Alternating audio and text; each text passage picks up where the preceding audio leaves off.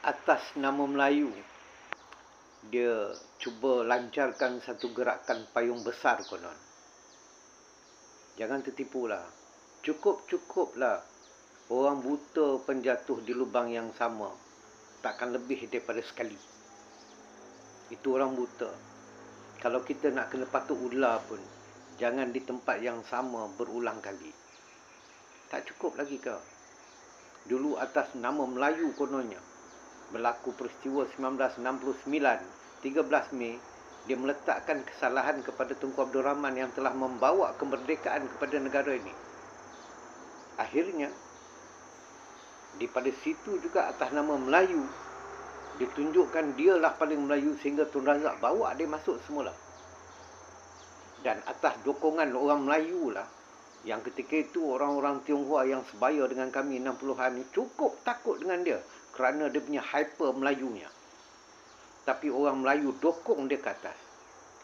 22 tahun dia jadi Perdana Menteri. Yang kaya raya adalah anak-anak dia sendiri. Barisan orang yang terkaya dalam negara ini 15 orang, seorang aja Melayu, iaitu Syed Muhtar Bahari. Yang lain, tuan-tuan dan puan, kemudian dia bergerak semula atas nama Melayunya dengan membuat himpunan Melayunya.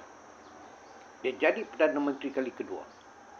Segala tabungan-tabungan negara yang dimiliki majoritinya oleh orang Melayu, jahanam. Termasuklah Muhyiddin, Hamzah Zainuddin itu. Dan apabila jahanam, kita nak bangkit kembali, bukan semudah yang disangkakan. Kepimpinan semasa sedang berusaha berhempas tulah nak bangkitkan kembali ekonomi negara ini. Oh, dia jugalah dengan suku sakat dia mengatakan kerajaan kepimpinan yang ada sekarang ini, oh, tidak membantu orang Melayu, tak membantu negara ini. Hakikatnya, tabungan yang ada sudah kamu jarak. Dan nak mengisi tabungan itu semula tidak semudah itu. Jangan mudah terpedaya dengan orang macam ni.